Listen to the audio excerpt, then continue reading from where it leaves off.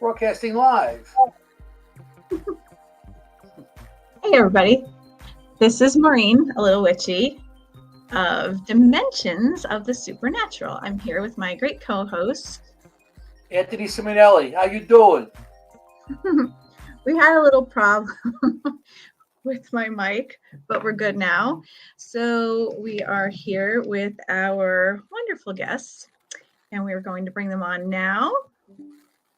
You're early. Oh, wow. Oh, no. He's mute. He can't hear you. You're mute. The only reason early is because Cherie ended up in the ER. Oh. No. I just got discharged. You okay? So I left work to come home. No. Oh, wow. You okay? For now. We don't know yet. Oh. So you came from the ER to be on the show. Dedication. Look at you guys. Oh my You gosh. said you left the ER to join the show. I know, yeah. Oh. Guys.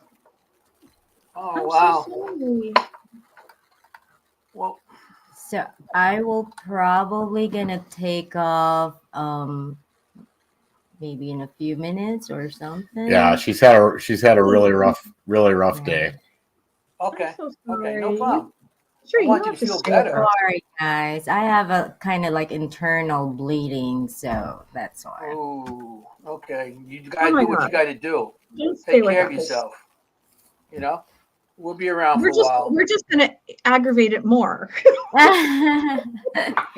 I'll be Just here. relax. Just Relax.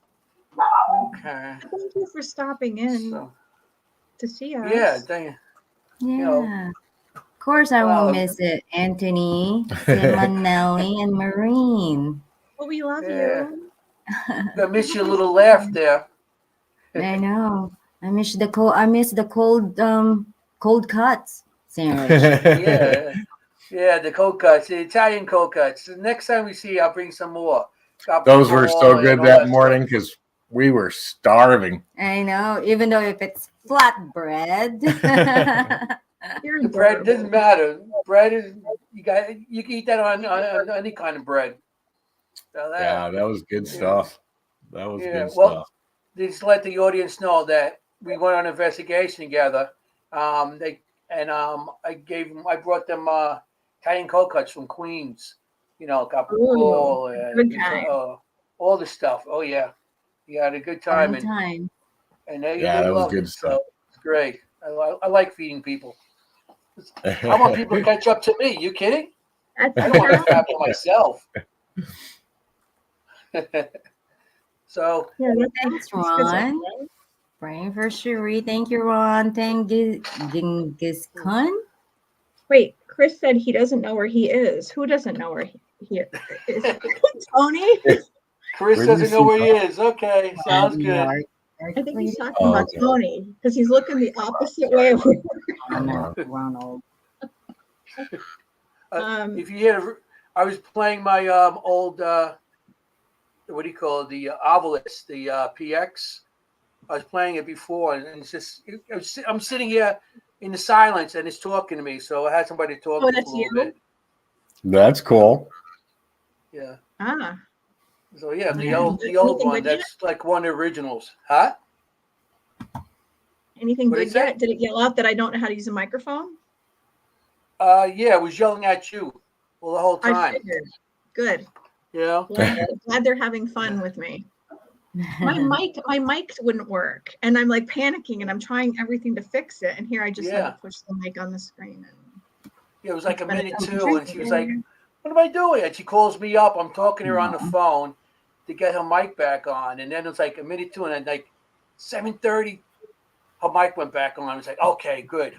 To get you guys. The spirits are with us, guys. The spirits are with us. Chris is watching. Yeah, we have lots of people watching. So we got Mr. Allgood on here. Yeah.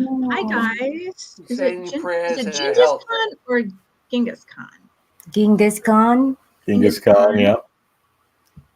Hello, everybody. There's a Patricia. bunch of people showing Hi, up. Ron.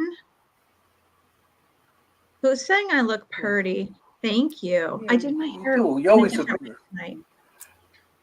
How Chris, you how doing? you doing? Chris? How you doing, Chris? How you doing? Hi, Twig. Mr. Well, we had the Hi, old, Bobby. Mr. Allgood and Mrs. I don't know, Mrs. Audra. Audra Audra. Keebler, and on last week. We had a Hi, good time Oof. with them. Oh yeah, this last week was a really fun What's show. up, Lourdes? Hi, Dom. Yeah.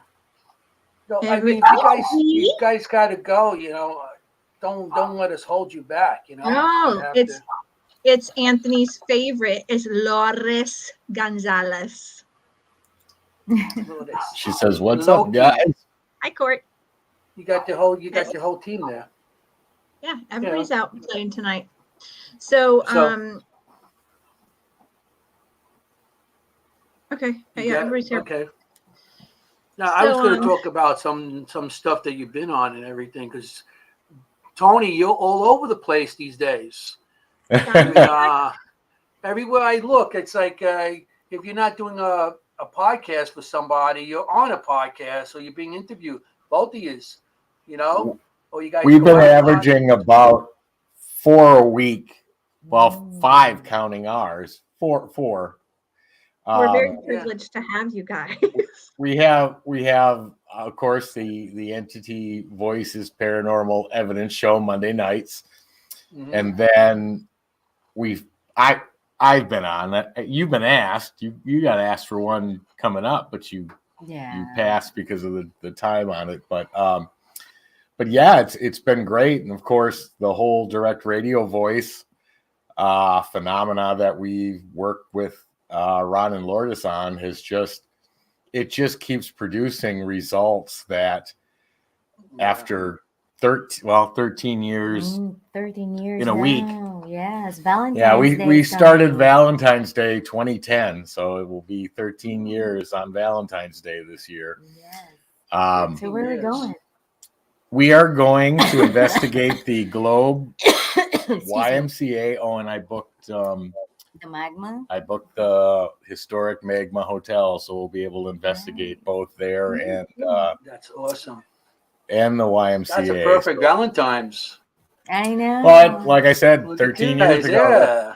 That's what we did. So we're gonna every year we celebrate our Valentine's Day. Ghost hunting, yeah. And 13 years ago, you didn't want to believe I didn't. Cherie's the one that got you into it. Yeah. Absolutely, she did. I didn't believe any of it. He is very, very skeptic guy. Every time I say something, he's like, "Oh, that's bullshit. That's not true." I'm like, "Come on, listen to it." Yeah, but you were watching TV, so I was like, "This is entertainment. What can I do? I love Zach Bagans. Oh my god. Anyway, but yeah, I like him too, so. She proved me wrong, and I was mind blown for probably about 3 or 4 months. We went that first time, and she was happy. That was all I cared about. And then she started reviewing it. She was calling me over every couple of minutes. What's in this photo? Where does this voice coming from? I was blown away. And now 13 years later, we're having 10-minute conversations, full sentences with disembodied consciousness, which is just incredible. Yeah. I know you got into it because of the spirit box. Is this one of the ones you used back then? The Shack Hack? That's a radio or a Hack Shack. Yeah. I think we own just about everything. Our very first one was a PSB7, but we tried anything and everything just to see differences, see what clarity, how different ones worked. And then I remember probably after about, 5 or 6 months, I would literally listen to every single thing said and replay it and replay it and replay it. And I remember saying to Cherie, I said, 90% of our questions, there's answers to, but they're buried in the static. They're hard to hear. but I said, they're there. And that's when we started creating our own boxes and took out white noise and, well, didn't really take it out, just blocked it from coming out of the speakers so that we could hear the voices better. And that worked. But today we realize that the radio stations we believe, have nothing to do with the communication at all, because today we use straight, as you know, Anthony, straight white noise. And now we removed the radio completely. There's no radio even involved anymore, which helps from a skeptic standpoint, where them saying, well, you're receiving radio transmission. Well, no, we're not. We can't. The radio's gone. So it's incredible. It's incredible stuff. Yeah. You guys are working with white noise and brown noise and everything, and it's awesome. Yeah, the stuff you guys are getting. You know. Yeah, we use a white noise generator, so it consists nothing more than computer chips that generate the frequencies between 20 hertz and 20 kilohertz at a constant level, which is what white noise is. And white noise can be found in the natural environment naturally, and we can separate those frequencies out and get hundreds of voices, and then we can ask questions and get full intelligent sentences from it. Yeah, it's awesome how you know, Ron got back into it, and he started bringing it back, and then you got into it, and it's like the things you're getting now, I was like, unbelievable, the talk, and it's so freaking clear, and you can understand what it's saying now. I mean, yeah, it's definitely groundbreaking, and we are eternally grateful to Ron and Lourdes for allowing Cherie and I to be a part of this research, because, like you said, we went out and did a 4-mansion tour in the New Jersey area with them, and we did 4 haunted mansions in 4 days. We were exhausted. Yeah. You know, Anthony, you were at a couple of them. I was at 3 of them. Right. But the responses they were getting, I mean, when we heard that bring April to the basement, which April was there was a basement, and then Ron's like, oh my God, you got to listen to this. I mean, and it was clear. No one had to fight over what was being said. And that kind of Kreischer Mansion.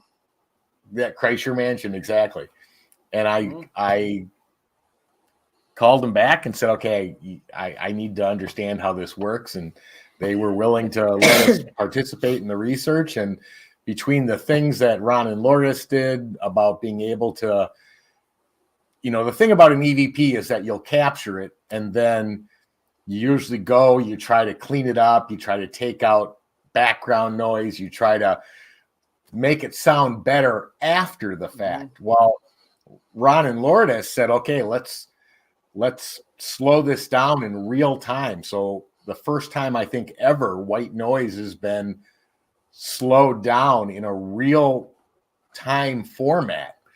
And the reason they went after that was because spirits sometimes speak so quickly that you can't hear what they say, because from a human vocal standpoint, we can't speak that fast, but spirits can. And so they figured out the idea that, hey, can we figure out a way to slow this down real time? And, you know, they had already clarified it, and we've even done more steps after that. But the big one for Cherie and I was removing the radio completely and realizing that we could still have full intelligent conversations without a radio at all.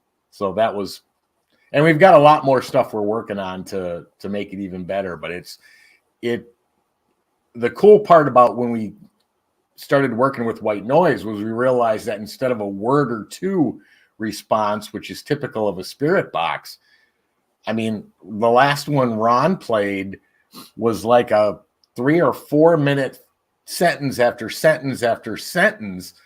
That was awesome. DRV capture. And Cherie and I have had 5-6 minute conversations where the conversation just keeps coming. And one of the first ones I had Normally on a spirit box, you're the one asking the questions. Are there any spirits here? You know, what's your names? This one, they were asking me the questions and I was answering. It was incredible. Yeah, I thought it was credible that I'm sorry, Maureen, I'm taking all the you want to talk? Say your next question. I'm sorry. Someone had a question. Norm Jomek said, have any messages come through that have been meaning of life kind of things?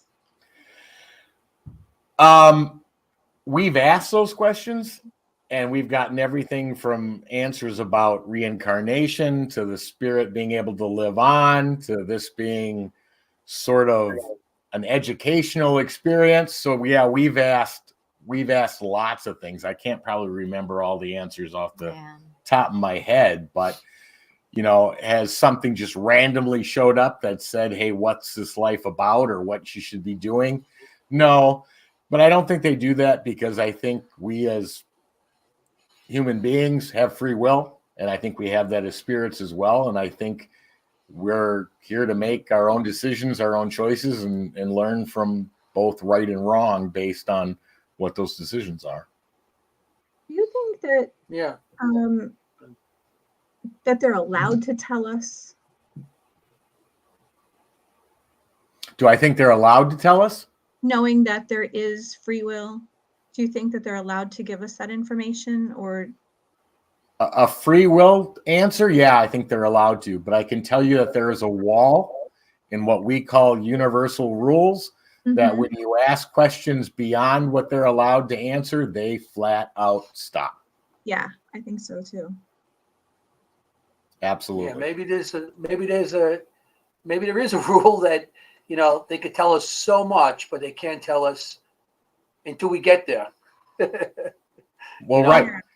I mean, if you think about it from the perspective of if they were allowed to answer any question, I mean, we've heard them say that reincarnation exists. We've heard them say that the spirit lives on. But then you start thinking, okay, well, if it lives on, then it had to have lived before. Meaning, and a lot of people don't make that connection, but if it survives death, then it was there prior to life. So, you know, that was the first thought that came through my head. But the second one is if they gave you every bit of information you asked, it would literally disrupt your reason for being here and now. And I think that's the universal rules that they are not allowed to interject and make confusion. If you were 100% sure you were going to live after this and you didn't die when this life is over, you'd probably start to think, well, this life really doesn't mean anything then, and what's the point? And that, I think, is one of the universal laws they're not allowed to interrupt.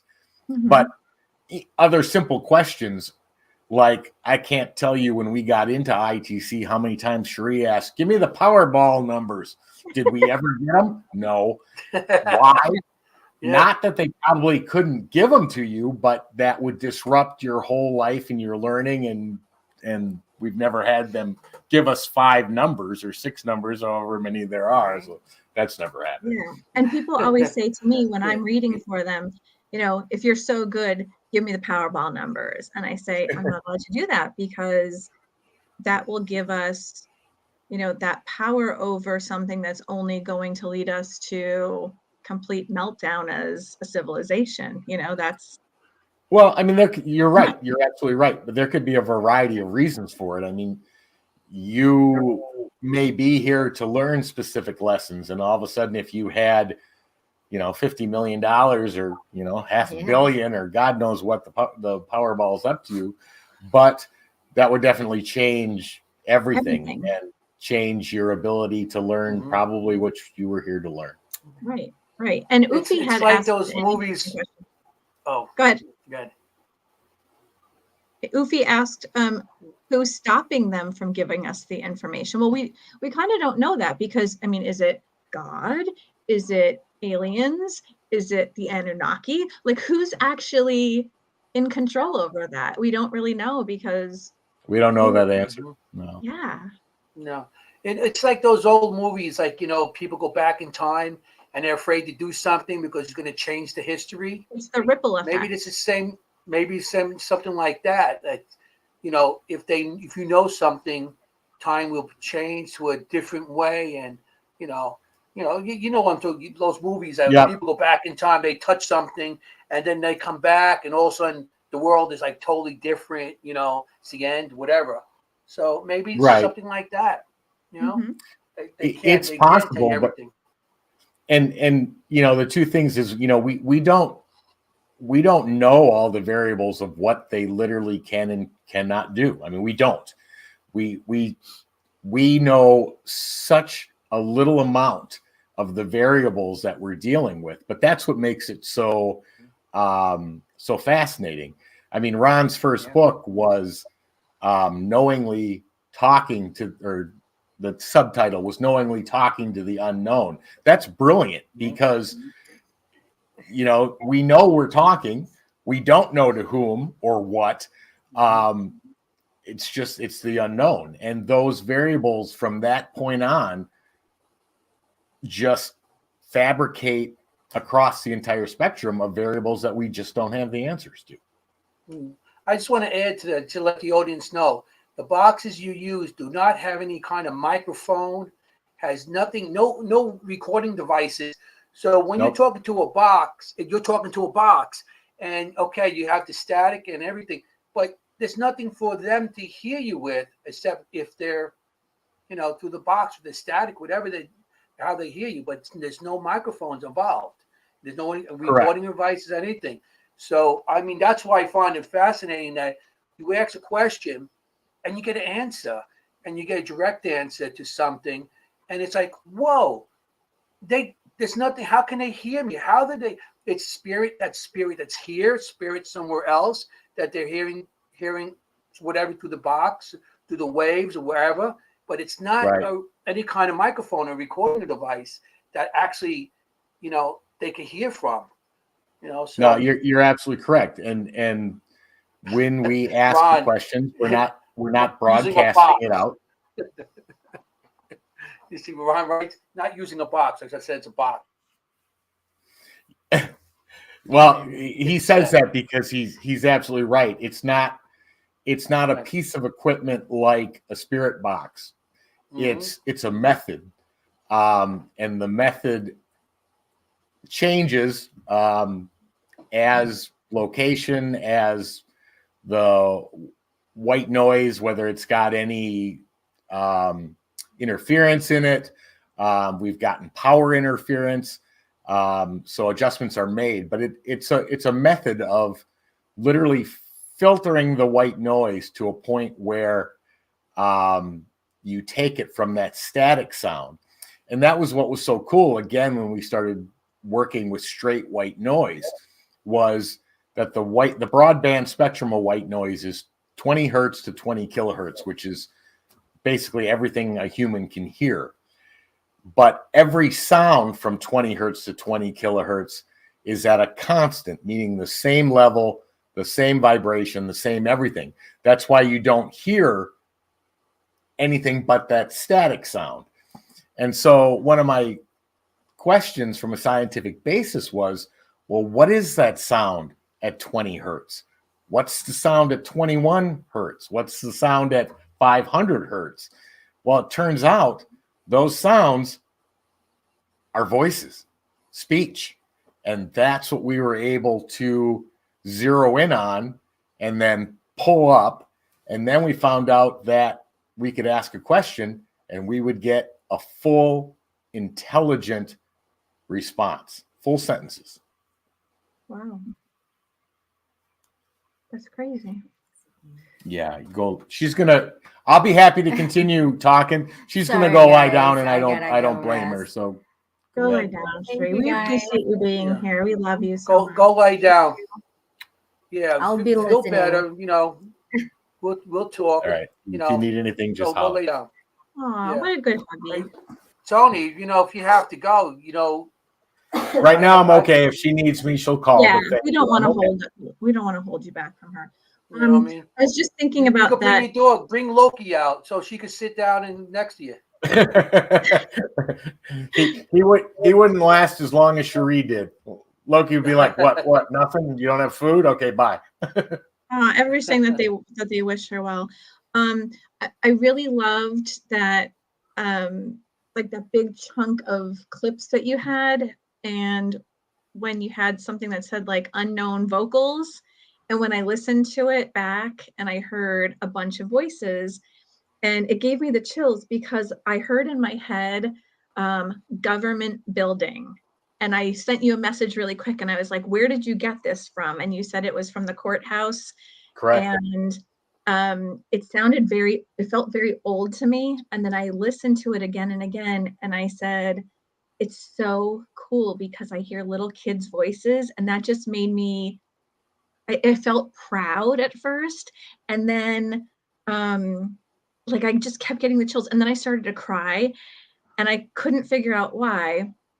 And then I listened further, and then I heard adults as well, and it kind of sounded sing-songy. And I sent you a message again and I said, I know what it says. And I was so excited. And I think it was like right before Christmas or right after, maybe between Christmas and New Year's. And because of my background and my ancestry, I knew why. And all I heard was, I pledge allegiance to the flag of the United States of America. And I was like sobbing at that point. And it just felt so good to hear that.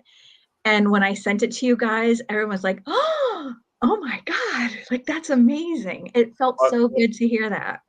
The things that we picked up on right away is that it was definitely children, and male and female. Yep. We caught all that right off the bat, and the fact that we were in a courthouse. It was the 1906, I think. Yeah.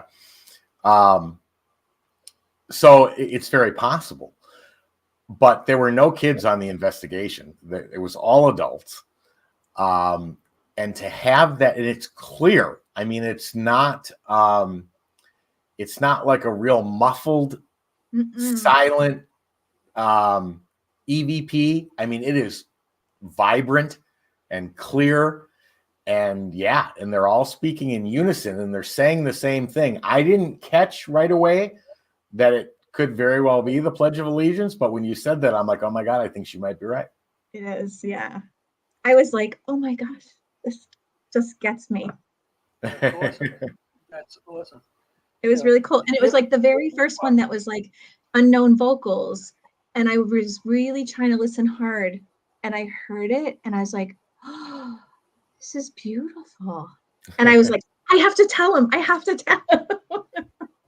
I loved it so much. It was amazing. Thank you. Played a clip one time on your show with that shadow. I think I was like the whole. To me, that was like one of the holy grails of catching. You know, it was a shadow that came out of a room and walked down, and there was nobody there. Right. That was probably one of the most shocking captures we've ever caught. And after 3.5 years of investigating the old Phelps Dodge Hospital and operating it, running it, we tried for years to try to capture something along that lines. And then that particular night, we not only investigated till like 2:30, 3 o'clock in the morning, but we slept in there. We brought in these little netted tents to keep bugs and stuff off of us, and laid down sleeping bags and slept. And then we set up DVR cameras and FLIRs, all recording to DVRs. And then when we packed up all the equipment, came home the next day or two, I was reviewing it all. And when I saw that thing step out into the hallway, walk towards the camera, I was like, oh my God. Yeah, I said, I'm the video guy, so I'm like, when I seen that, I was like, oh, that's the holy grail. That's like, wow, you get something like that. It's like, I could see you doing reviews and then seeing that and jumping up and down. Oh my God, what's this? Because that's what I'd be doing. And by the way, Lourdes, she actually fixed you, and she said it was 2 shadows, not 1 shadow. Yeah, there's one that steps out first, and it walks right towards the camera. It's 3-dimensional. I mean, you can see it's not like a flat shadow against a wall. It comes out like that, and then it walks away from the wall, and it walks out of the light that was like your thought process is, okay, well, that's the light that's producing the shadow. And it walks into a spot that's absolutely pitch black in the hallway and no light reflecting. And it walks up to the camera, stops, turns, and goes back into the room that it came from. And then about 30 seconds later or 20 seconds later, it crosses the hall, and right after it, another one follows. So were you like super excited, or were you terrified, or was it like I didn't see it in person because we were still asleep. So it was only on the DRV review that I saw it. So after seeing it, knowing that you were sleeping, were you like, holy shit? Well, you know, people would always say that investigated there, there's horrible, nasty things in there. Well, after 3.5 years, we've run into some upset ones and mean ones, but do I really believe that there's something, I don't even want to use the word demonic but we were a floor down. So if it really wanted to hurt us, it would have found you that night or any other night, and never did. So Norm wants to know if there's a place that he can find these clips that you're talking about. Sure, there is. Go to YouTube, search under Entity Voices Paranormal Investigations, and then look for one labeled Shadow. I think there's 3 different ones, because we caught 2 other vague shadows, but nothing like this one. I think it's called Shadow Figures is the one you're looking for. Now, I remember that night you guys were doing that because you went live. It was like early in the morning, and you set up tents.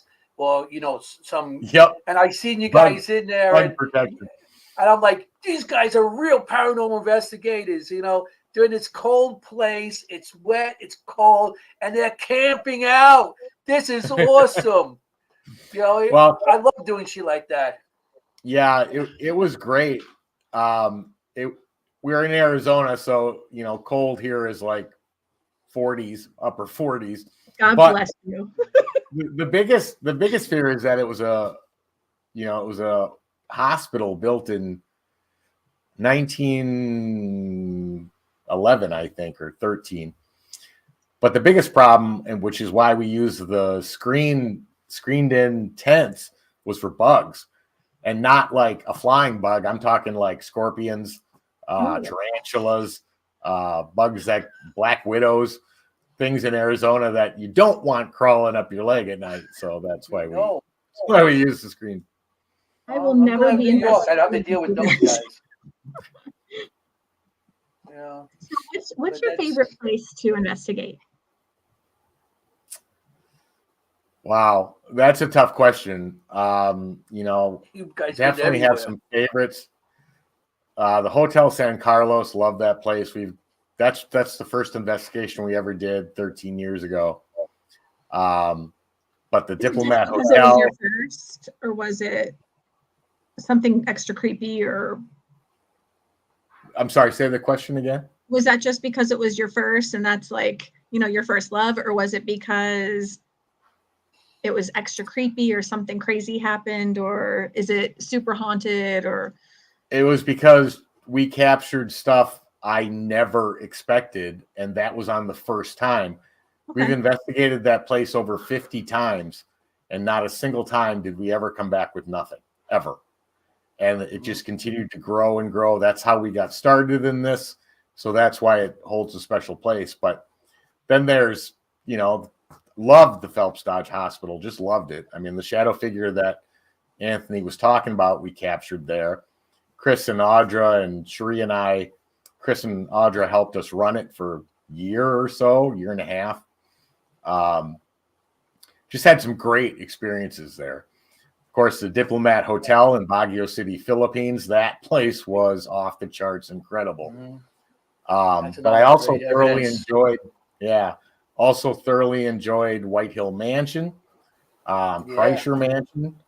The list just goes on and on. The Bel Air House I enjoyed, the Queen Mary I love. I mean, I could name places left and right, but every place has something unique about it, and sometimes more activity happens than others, but it's always great to see what you can interact with. Yeah. Selma Mansion was great. I mean, I could just keep naming. Yeah. I mean, you seems like you've been everywhere. We got to get you to the East Coast, get you to some more places. I know there's a lot of places. Audra had stuff ready for you guys. And we did too. Awesome. Are you going to the Battlefield Bash? Say that again. Are you going to the Battlefield Bash? I don't know. We are actually thinking about moving this year, and so that's kind of taking up a lot of our time to. Are you moving this way?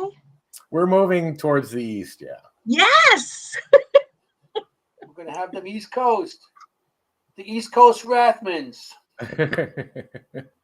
That's the plan. Come closer. Yep. We're going to dominate over on this side. Yeah, like you said, when you came, a lot more on the East Coast. There's buildings are a lot older than on the West Coast or Midwest. We have a lot of old stuff. But look at White Hill Mansion. It was 50 years before the United States was even United States. Exactly. It was built 50 years before the United States was even became started becoming a country. So, I mean, we got a lot of stuff, and come and visit. If you come and visit, we got places. If you come to live here, we got places. Yeah, I mean, it opens up a lot of doors for places that we haven't gotten to experience. Plus, the two real interests that Cherie and I have. One obviously is paranormal research. But the other one's metal detecting, and the East Coast is great for that. So we'll enjoy that too. I bought my son a metal detector a couple years ago, and it's still in the package. So I'm going to grab it one day and say, okay, I'm going to take it out. We have Joe with us. Hi, Joe. Yeah. So I mean, I've been seeing. I seen because I guess I was stalking you today. I was all over. Like I Googled you, and I was seeing. It's not really stalking if you admit to it, Anthony. And well, you've been working with other people, and on other podcasts, like I always get her name right. Well, Andrea Perrin from the Conjuring House. Yeah, Andrea Perrin. I mean, that's awesome. And you got to work with her. The woman, she was the child from the Conjuring House. Correct. So I met her. Awesome. I met her when we were doing live streams for the Dark Zone, and they were starting to film, or the live had started, and I got a call saying, "Hey, we know you know sound, we know you know cameras, we know you know production. Can you do us a favor and contact the guest prior, make sure their video looks good, their audio sounds good before we bring them on live?" And I said, "Sure, I'd be happy to," because I think at that time,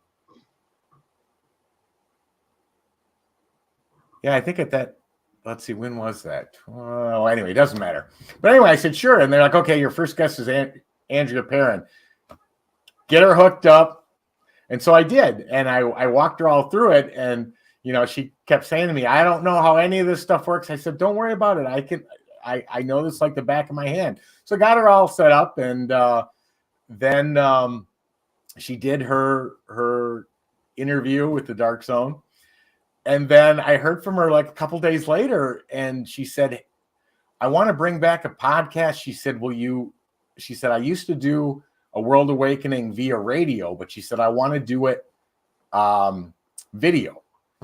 And I said, yeah, I could do that. And she says, well, will you help me produce it? Will you be my producer? I said, absolutely. We've been doing this now 2.5 years, 2 or 3 now. But she's on every Friday night, and we'll be on again tomorrow night. So yeah, it's been an absolute wonderful experience. She is the nicest woman on the planet. We shot some documentaries I got to be part of her with. I can't say anything about them because they're not released yet, but hopefully in 2023 they'll come out. But she's an amazing woman, and she's the oldest daughter from the parents, grew up in the Conjuring house and experienced everything there was to experience during that time. And she's an incredible lady, no doubt about it. Yeah, she seemed nice. Like when I passed on the show the one time, and I'm like, I think she's very nice, because I've been hearing a lot of things nice about her. She shows up at the Conjuring house with people, and she just gives them the tour or whatever, and it's always supposed to be a really nice person. So that's great that you get a chance to actually work with her and do anything you want. Do the shows with her. Right. So well, and like I said, I mean, you can't have a better person in the paranormal than Andrea Perrin today, because she literally went through the most well-known documented case. She can tell you what really happened versus what Hollywood put out, because there's a gigantic difference. In fact, she told me that the Hollywood script writers rewrote The Conjuring 7 times because what she actually gave them as facts, they said, that's too scary. We want people to actually sit through the whole movie. Yeah. Wow. That's interesting. That really is. And the funny thing is, through all that. She's dedicating her life to doing what was terrifying. I mean, I guess we all do, though. We've seen.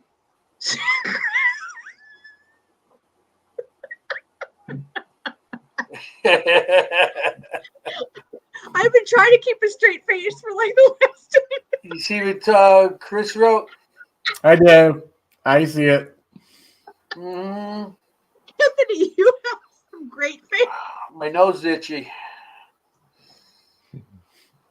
Let me fix my glasses because they look like they're on a mountain. I'm sorry, I can't. But you guys been doing a lot of stuff, so we've all seen terrifying things, and we all, but I mean, to like live through that as a kid, we have. I know place is now. That's not a joke. I mean, no. Growing up there as a kid, we did it. I've done it with some other people. I want to mention their names right now because he's making fun of me, but we've done it, and it's like so much stuff going on there. You can hear kids running upstairs talking. There's nobody there. Everybody's in the room with you. Right. I have a video. I'm out walking by myself at nighttime around the building, and I said I hate you on my audio. I'm like, wow. Holy cow! So. That place is not a joke. It's really stuff going on there. There's a ton going on there. And the other thing that she shared was that the whole paranormal side, the ghosts, the spirits, that was only part of it.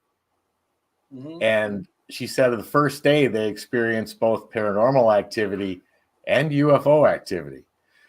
And so there is a crossover that both occurred there, just like Skinwalker Ranch, just like, there is a consistent crossover in very active areas. And she's she's flat out said, oh yeah, we had tons of UFO activity. And, so when you start to make those connections, it's really hard for some human researching paranormal to really determine what you're up against. I mean, when you listen to people talking about being abducted or running into having interaction with extraterrestrials, oh, they're speaking to me, but their mouth wasn't moving and they were communicating with me, and then they walked off and just disappeared.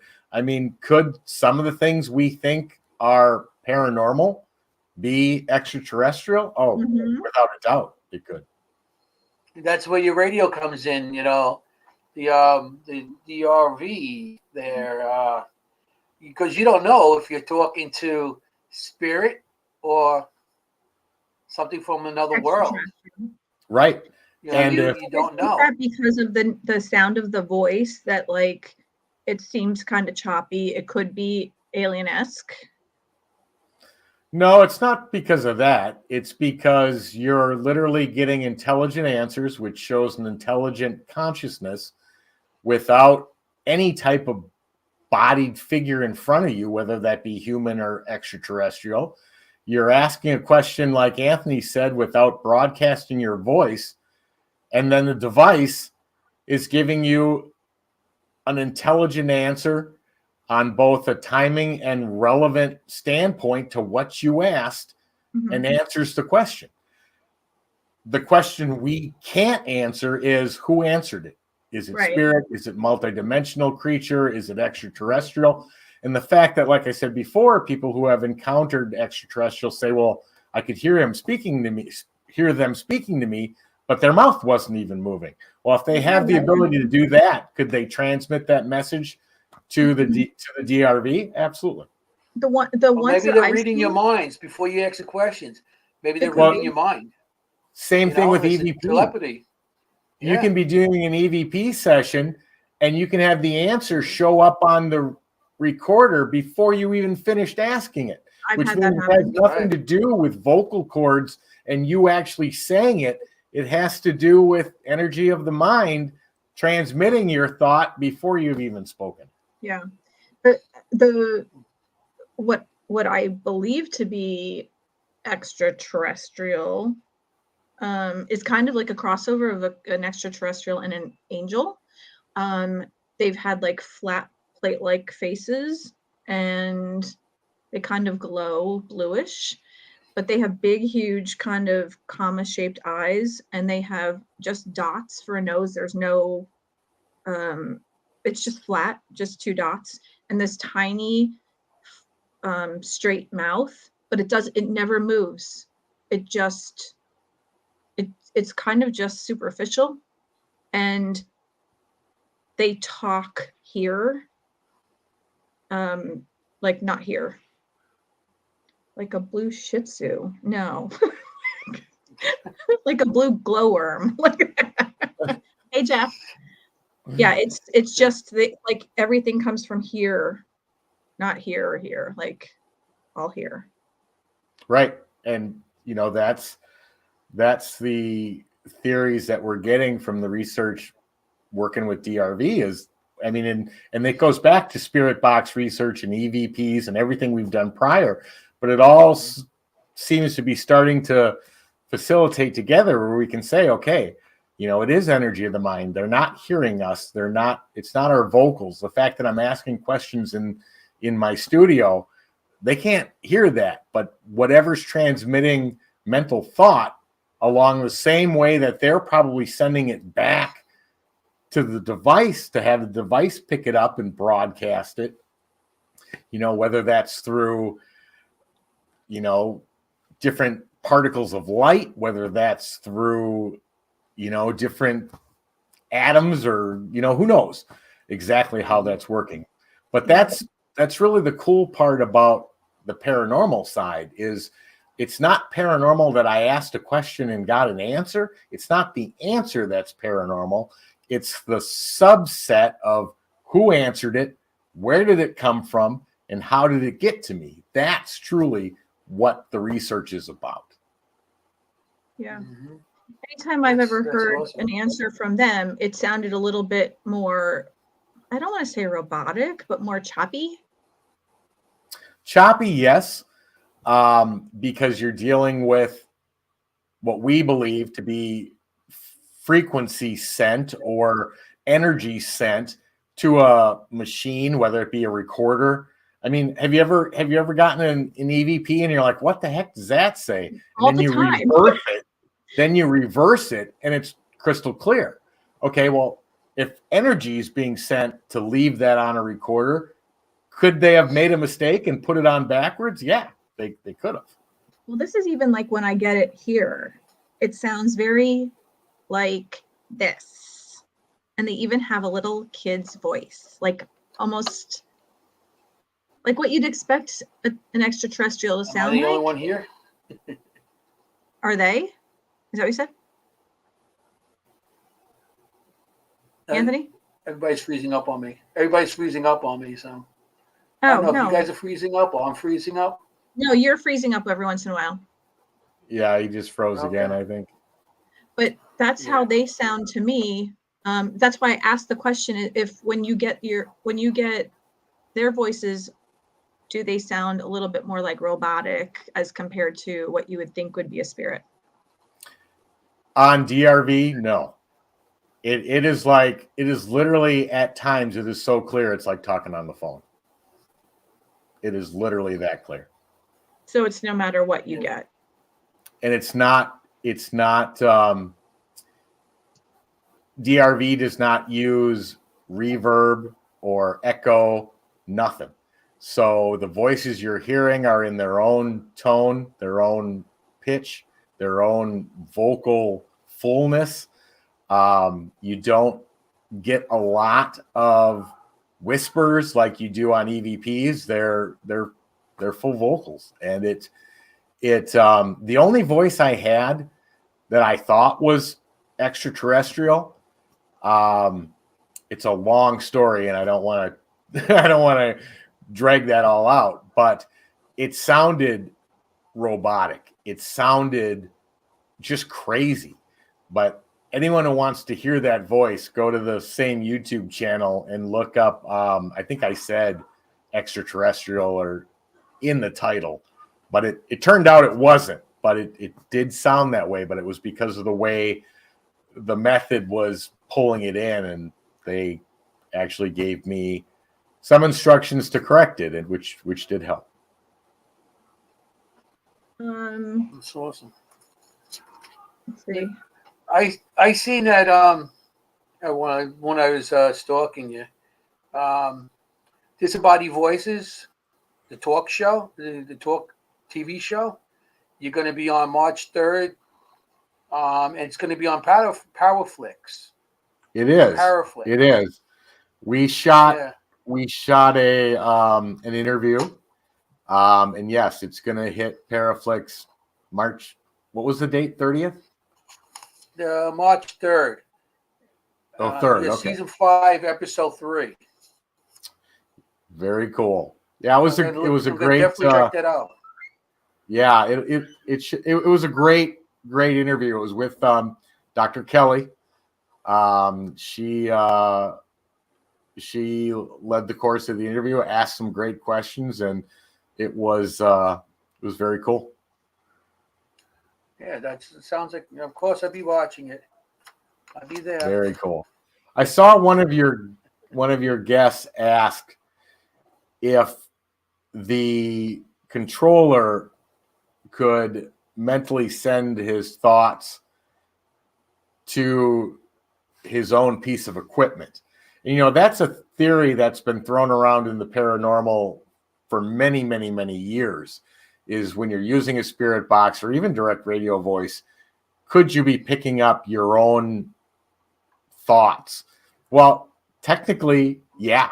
I mean, you could be, but I don't think that happens when we're asking questions, because if I knew the answer, or I thought I knew the answer, that's the answer that would show back up.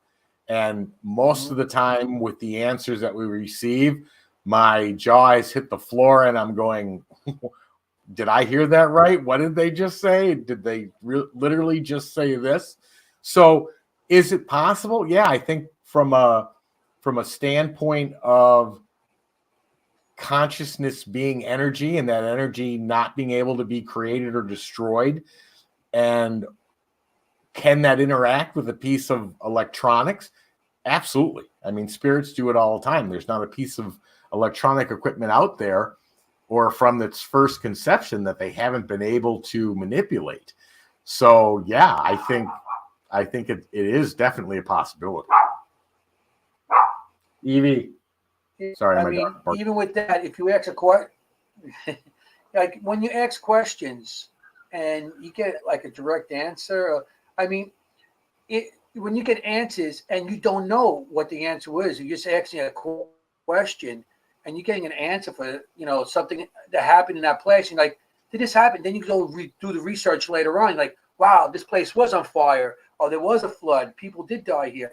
And you're getting that answer from no, Ron, it's not the box, but you guys are getting answers, and it's amazing how you get these answers, and you really don't know the answer if you do the research on that location, and then you find out, wow. So I mean, to get your consciousness, you're asking a question, maybe you will get something back, but in a case like that, you're asking a question, you're getting an answer back, you really don't know the answer, but you find out in the research. So I think that's amazing, I remember one time getting a response, and I can't remember what the word was, but I didn't even know what the word meant. I literally had to go look it up because I was not familiar with the word that they used. And for the life of me, I can't remember what it was. But when I looked it up, it tied in perfectly with the answer that they gave. And that was the first thing that went through my mind was, well, I wouldn't have used that word. I didn't even know what that word meant. And, so is it possible that your own thoughts could be, that energy could make a difference with what the box spits out? Yeah, I think it's possible, but I don't think that happens on a regular basis. Mm-hmm. Yeah, it may happen once in a while, but I think, most of the answers you get are answers from something that's not supposed to be there, through white noise or whatever. Right. Using as white noise. Correct. Matter of fact, there absolutely should be no voices in a white noise generator at all. There's no mic, there's no radio transmission, there's no ability for it to pick up radio transmission, there's no broadcast, there's no nothing. Yet we can separate it down to voices, ask a question, and get a fully intelligent response, which, again, today still just blows my mind.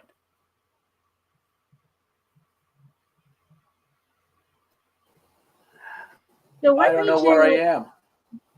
You still don't know where you're at? Oh, thank you so much. Studio 6 Paranormal Entertainment. Stay tuned. We have some other great shows coming up. So what made you said that you were speeding up, or were you slowing down when you said Slowing that down. So what kind of things do you hear when you do that? Because is it just static and then it turns into voices? Like, I would love to know what it sounds like. Is it? Yeah, it's your typical static sound if you have a radio not on a station. It's that. Hold on one second. I just have to scream for a minute because my wife has the TV absolutely blaring. Hold on one second. Oh, that happens in everyone else's house too. All right, sorry. So yeah, it's white noise. Just like if you had a TV on and no station tuned in, or a radio on no transmission frequency. It's that white noise sound. Okay. The big advancement was removing the radio completely. No radio is used, so no transmission. No skeptic can come along and say, well, you're picking up stray radio waves.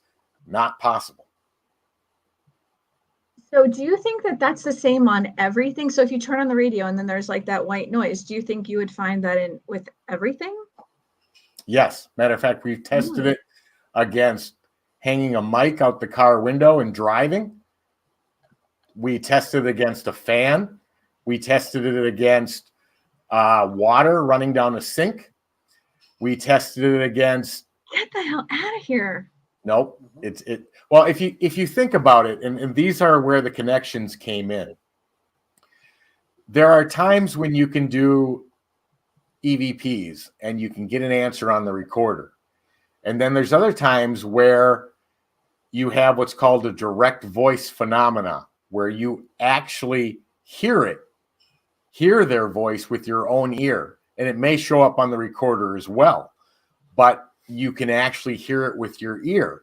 Well, white noise is a natural element of the environment. So if we're using a method that is taking broadband spectrum white noise, filtering it down to voices and then amplifying those voices, and they can have intelligent conversation with us, there is no reason then that they're not vocally speaking. They don't have vocal cords. There's no throat. There's no larynx. It's not a sound wave. They're sending some type of energy into the white noise. And what I believe from theory is that they're escalating their frequency of the white band spectrum above all the other broadband constant noise. So it stands out. Well, if you go back to EVPs then, or direct voice phenomena, that same principle applies, that if they were able to send enough energy into the white noise spectrum in nature, you'd be able to hear it with your own ears. So interesting. Yeah.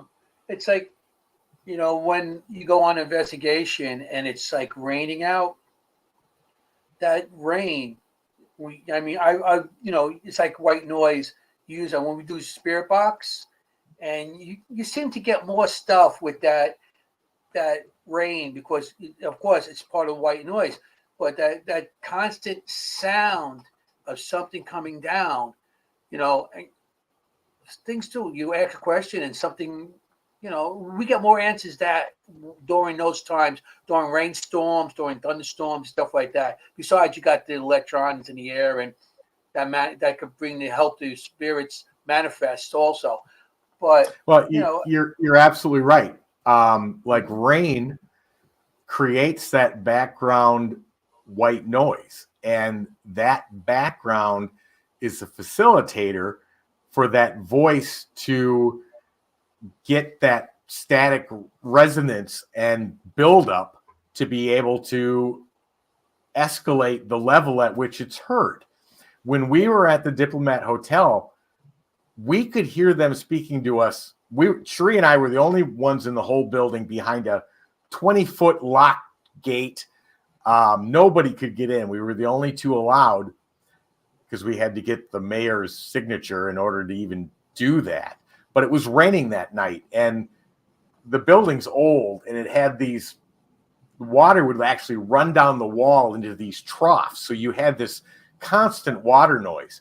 And we believe that was the background noise that allowed us to physically hear them speak. We have a recording where Cherie asked like 5 questions in a row, and an answer follows every single question. Hold on, I got a jet flying over. I apologize.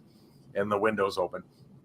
But we could hear what they were responding to us with our own ears. In fact, I repeat something they said just before the clip stops. That one's also on the YouTube channel.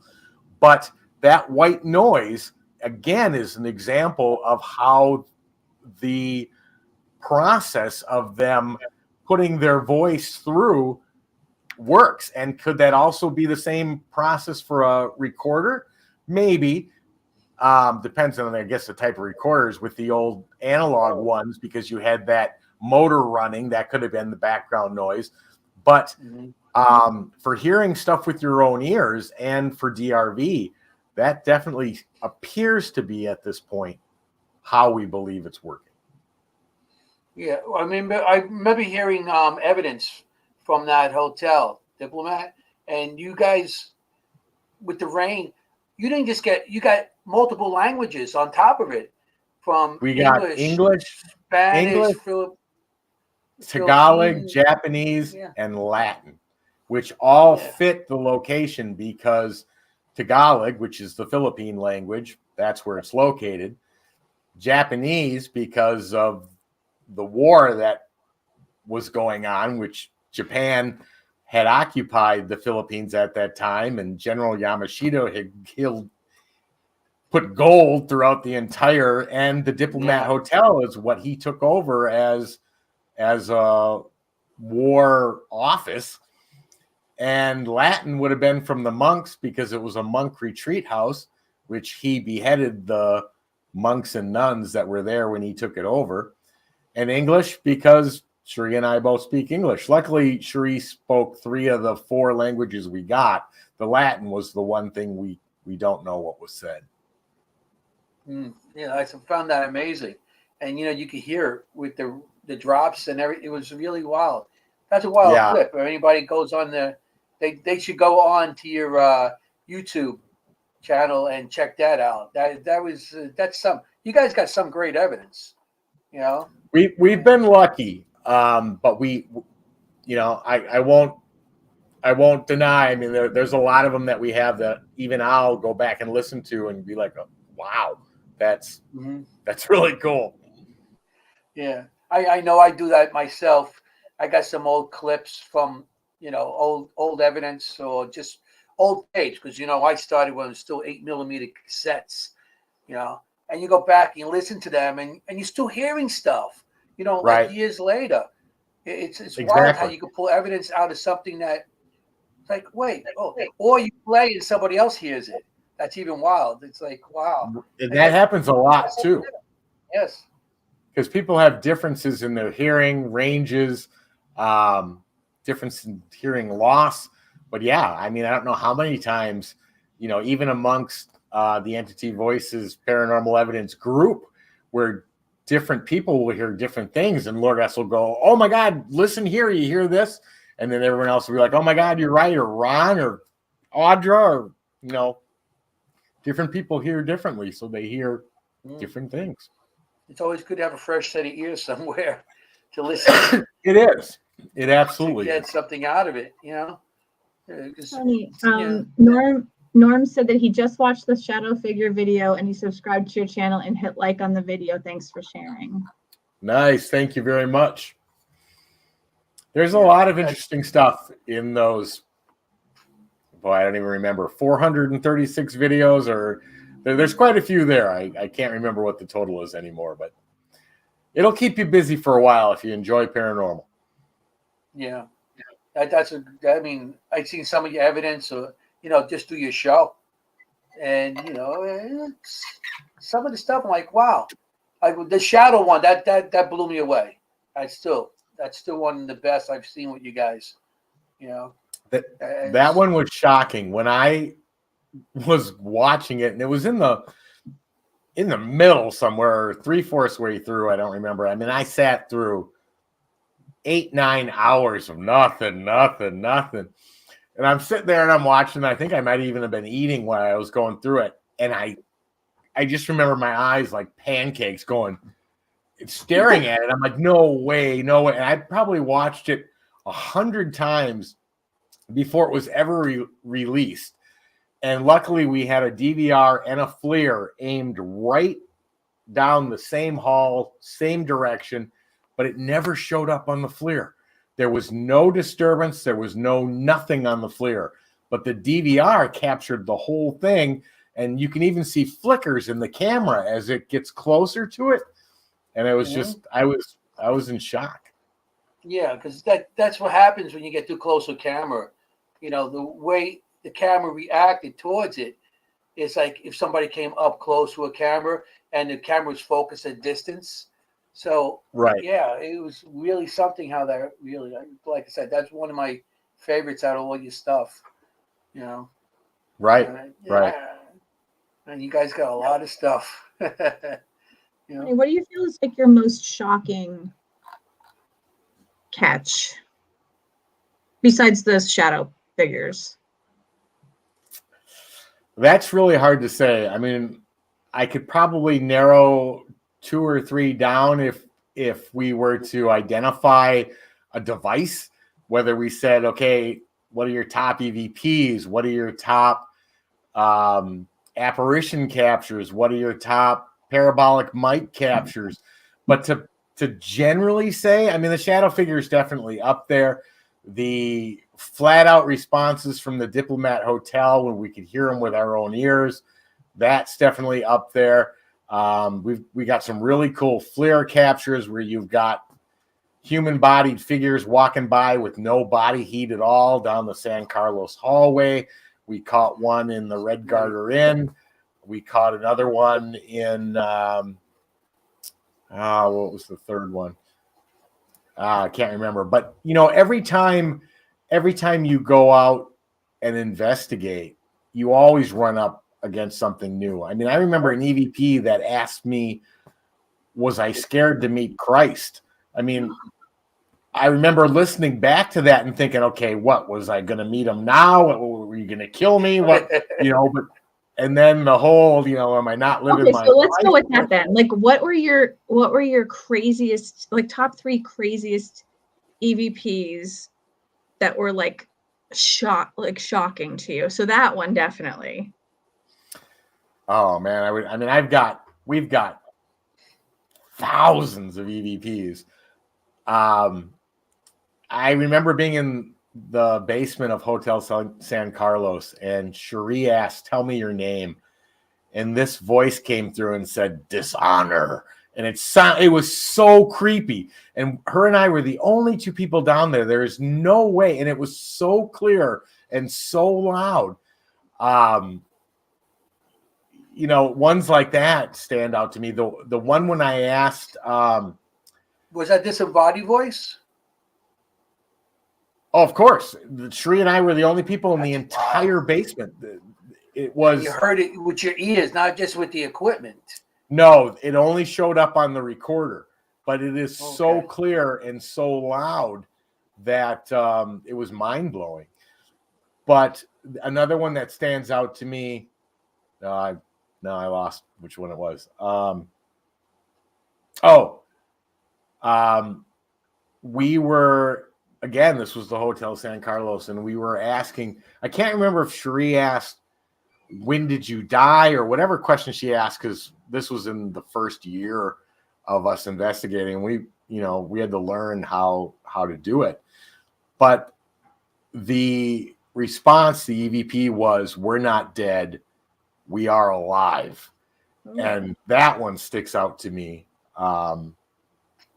There's just, and the longer I think about it, the more I'm going to name off. But there are so many that just really send your mind spinning about the fact that, life continues. You investigated the Queen Mary. I know you've been there. I know you've been there for a couple of, and I mean, I know the Queen Mary. I know this supposed to be a little girl by the pool and stuff like that. And you ever the pool has been shut down for probably the last 8 years or more, because not only were they worried about damage to the tiles, but the fact that the ship itself has concerns about the structural security, and the fact that where people are bouncing up and down on the pool area, that they were worried that it would cause additional structure damage to the bottom of the ship. So there was only one time we were there that you could actually go in, and we missed it by like 30 minutes because we went to go eat, and by the time we came back, they had already shut it down. So the closest we've gotten was we were able to put equipment when we did the 4-day investigation during COVID, where there was not a single person on the ship, nobody from staff anyway. It was just the film crew. And we were able to place equipment on the balconies that would look down into the pool. we did catch voices and different things off of that. So that was as close as we got to being able to actually get into the pool. But I know lots of other people that have caught really cool stuff in the pool area of the Queen Mary, as well as many other areas.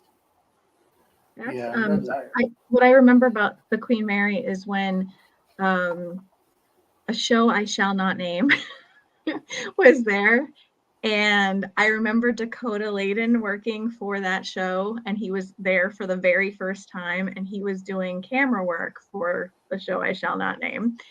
And he was so terrified that he almost fell in the pool. And I felt so bad for him because he was like, you can see him visibly shaking.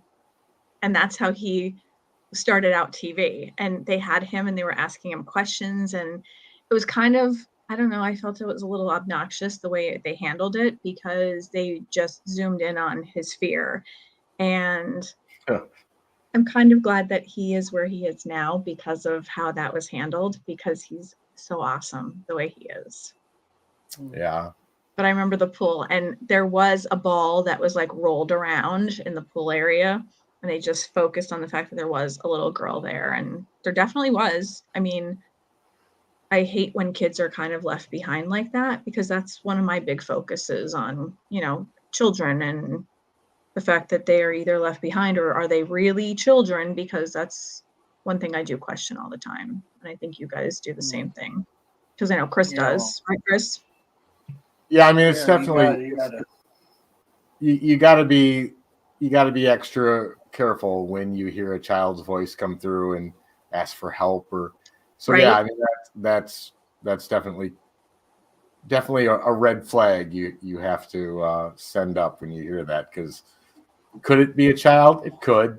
It could. Could it not be a child? Yeah.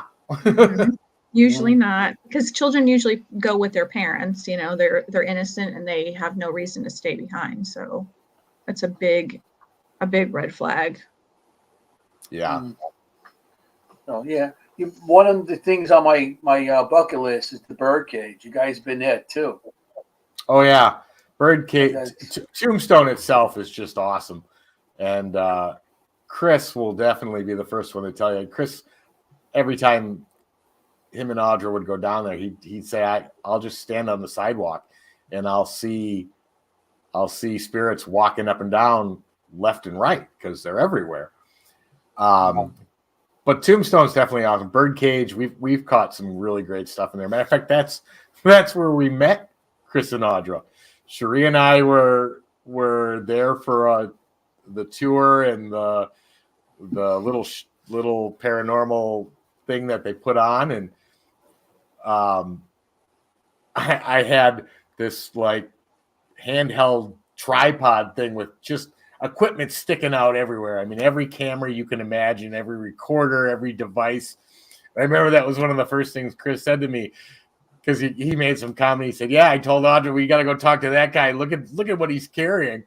Well, before the night was even over, Audra and Cherie started talking. Turns out not only were we at the same birdcage event, but we were both at a time that we normally wouldn't have gone, but it was because there was other stuff going on that night. And then it turns out we had both rented we were staying at the same bed and breakfast. So that's how we met Chris and Audra. That's awesome. Yeah. And it's a history from there. Yep. Exactly.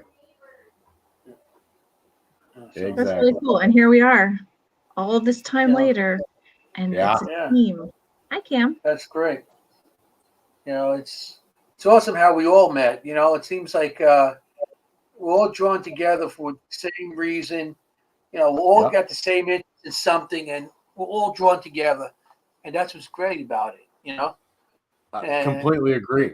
And there's nothing better than, I mean, the people that we interact on a regular basis, and that includes you, Anthony, Ron and Lourdes, Chris and Audra, and I can name others as well here in Arizona that we interact with on a regular basis. But they're more than just paranormal counterparts. I mean, they have become true friends and family. And, you know, a lot of it may have to do with the fact that you've got those common interests, but some of the best people I've met have been in the paranormal community. Yeah. And it's a wonderful feeling to be able to share not only interests, but with people that you consider both family and friends. Yeah, it's really great with the community, because I felt like I was shunned out for years before, I've been doing this, I'm Long not going time. to go through that again. A long time. Yeah. I've been doing this before it was actually popular. And so when I started going to like Paracon and meeting people, like, wow, there's people out there like me. I really didn't think. I mean, you see a TV show, that's a TV show. But you start going, and then, one thing led to another, and, you do events and you meet other people. And that's how, that's how I met Ryan Lourdes at an event, and Right. then we became friends. And then they introduced me to you guys, and, Right. then you start doing Right. the Paracons, and you start meeting more people like yourself, and it makes you feel part of a community. There's other people that are in it for different reasons, because they think they're going to become, but there's people that are in it just happen. for, yeah, I know. It's people that are in it just for the research and the stuff. I like working with other people because I like learning new things. And Exactly. you guys show me a whole new thing, Ron with this the DRV, and Right. and then you guys took it to another level. I can't believe what you guys took it to. I never thought it'd be this clear, Right. And some of the equipment that's coming out and stuff. Yeah. The night vision, the cameras I have. I'm walking around pitch black, dark, and I'm Right. seeing in front of me. It's on a 2-inch screen, but you're seeing stuff. You're walking. I never thought I would see that. Right. Especially night vision. That was the military back then. Military had all that. Now I could afford to buy something that I could see in the dark with. Well, and technology keeps advancing too. Mm-hmm. Technology just keeps advancing. So who knows what we'll have a year or 3 years or 5 years from now. It's cool stuff. Exactly. Yeah, it's awesome. Your boxes, you build boxes, those boxes you brought with you on the tour. And it was, wow. I was like, well, I was amazed at a lot of this stuff. And the funny part about your boxes are, you own them. Nobody, you don't sell them. It's just yours. Right. They were for research, and we've got, I think we built 12 or 13 of them. They're all laying on the bookshelf to the side of me here, but yeah, we've never sold a box ever. When we would turn around to build one, it was because we were trying to determine, some piece of research. Does this work? Does that work? I have a box that was split into a fifth of a second sounds. And then when I say sounds, I don't mean words. I mean like parts of syllables. And then we reversed it on top of it because everyone kept saying, oh, apps work. You can use an app. And I'm sure they do. They just never worked for me. So I wanted to know what was in my sound database. I wanted to know how it was created.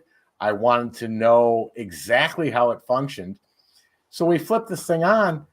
Sure enough, it did work. Now, it's a little confusing as to how that now relates to the fact that we're focusing on white noise. But then I remembered that I layered the audio, and one of those layers was straight white noise. It's awesome.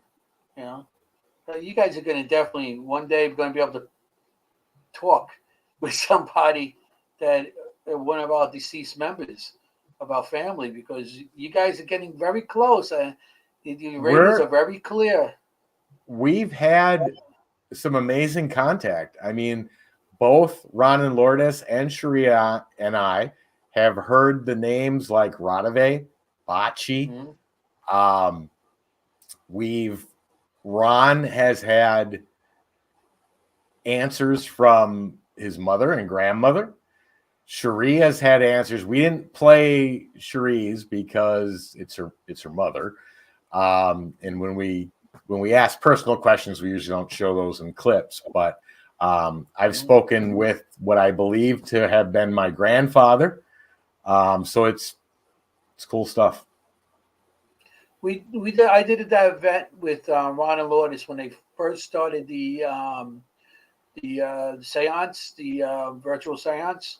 Yeah. And it was wild because we did it, and they just went around the room asking questions. So it came to me, and I go, Ma, if Cookie's with you, Cookie was my pet dog when I was a kid. So if Cookie's with you, have her bark. The freaking thing barked. It went woof, woof. Everybody just jumped. I mean, I was sitting next to Kelly from Shanley, because I had my camera on me. And I'm like, whoa! And her face was like $1 million. It's like, just to look at it, like she went, oh, the way it was like so funny. Yeah, it was like everybody. It was 30 people in the freaking room. They all heard his thing. Answer my question, Ma. And it's a dog. It's not a person's voice. It was a dog. Right. Talking. And what's the mathematical? Was this a spirit box or DRV? It's DRV. Okay. But even for DRV, I mean, to ask if the dog was with her and then to hear the dog bark, I mean, the mathematical probability of that randomly happening, and I don't know if it was using white noise from a world band radio or what, but regardless, the probability of that happening by chance are billions to one. There's no way. Yeah. I'm not sure. I might be using that's before you guys got all the data and everything. It was probably it was before a lot of that stuff. I think the white noise was using on those little TVs he had. Right. Yeah, you're probably right. But you know what? It doesn't. Right, but that doesn't take away from the fact that the mathematical probability of that happening by chance is astronomical. I mean, so you know that's where you can clearly say there is evidence that's produced in this that is intelligent and from a timing and relevance standpoint produces answers. Ron corrected me. It's the digital seance initiative. Yeah. And Lori said World Band Radio is what was being used. And Lori says World Band Radio. Okay. So I guess I'm wrong on everything, but still. But to hear a dog bark, I mean, you would have had to ask if the dog is there, and then literally, because any skeptic's going to tell you, well, if a radio is being used, you're picking up a stray radio station. Okay, even if that was the case, which I can tell you it's not. It doesn't matter whether the static is from a Baron radio or from a generator, it works. But to pick up a dog bark when you just asked that question, the mathematical probability of that, billions to one. Yeah. I mean, yeah. How can that happen? It's like, a dog barking. And Ron said it was long wave radio frequency via DRV. Long wave radio frequency via DRV. Yeah. So I mean, yeah, like you said, I asked for a dog and a dog barked. And people say, oh, maybe it's radio coming in and stuff. But why would you hear a dog bark on the radio? Right. Exactly. Exactly. So that was amazing. That was really amazing. Is it the RCA dog? I mean, that's a possibility. Right. I mean, is it possible? It is. But the mathematical probability for it to have gotten to that, even if you're using a spirit box, scanning through, randomly hitting that right when he asked about a dog. And DRV doesn't even work like that. DRV does not scan anything. It sits absolutely still. So, like I said, the mathematical probability of that is ridiculous. That Ron, I just want to let you know me. He says I screwed. You know me by now, Ron. Yacovetti. Yeah, he also says, Anthony, that they believe your mother asked for him a lot via their DRV sittings. Yeah.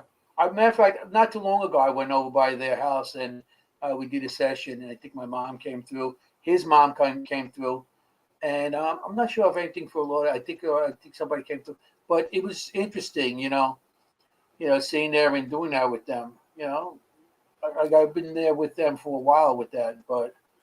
Well, I sat in a couple times with you guys before I really understood how it worked. Remember via video, and you guys would have all these hand gestures and stuff, or you hear talking. And I don't remember what the other ones were. My biggest hand gesture for Ron was this. Ron. That was my biggest one. But that was I even found that fascinating because you could hear the conversation. It wasn't quite as clear back then as what Ron and Lourdes and Cherie and I have gotten it to now. But you could still, I remember all three of us going like this at once because we all knew it was voice, it was conversation. You could hear them talking. Yeah, our hand language was like, because we didn't want to say anything because what happens is you just jump. Oh yeah, I heard that, but there's something else happening afterwards, and correct.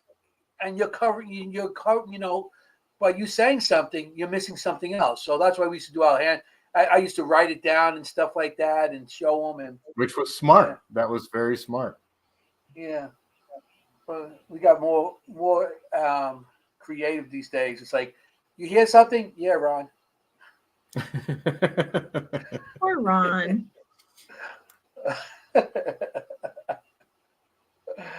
But yeah, it was a very it's a great system. It really is. And what you guys are doing, it's unbelievable. Really is. The most exciting thing about it, I think, is that even with all the improvements and ideas that Ron and Lourdes did and got it functioning and got it communicating, and then the additional improvements that have been done with the timing, the removing of the radio, the clarity of the voices, I think we are absolutely at the tip still of the iceberg. And what is capable from it is still to come, which is super exciting. Super exciting. Like I said, one day you're going to be able to say, hello? Well, long distance, please. Both Thomas Edison and Nikola Tesla wanted to create a phone to the dead. They had different names for it, but they were competing. Neither one of them did it. To me, DRV and the method that Ron, Lourdes, Cherie, and I use is as close, I think, as it's ever been. And where it can go forward is just, like I said, absolutely exciting to me. Yeah. And DRV started, it was more of a European type of thing. I think Ron tried to explain it. Yeah. Bocce. Bocce was one of the founders of it, to let everybody know in the audience also. But if they listen to your show, they should know that because Ron always well, we talk about it often because that was one of Ron's original background for getting into this, was because he said, when I go back and I look at the history, the results that came from direct radio voice are unparalleled to any other device being used. And the world sort of picked up the spirit box because that's what was shown on TV, and that's what everyone was using, and that's what everybody just kind of fell in line with. Do spirit boxes work? Yes, they do. I mean, don't get me wrong, but the difference between what DRV can send out compared to what you'll get from a spirit box are night and day difference.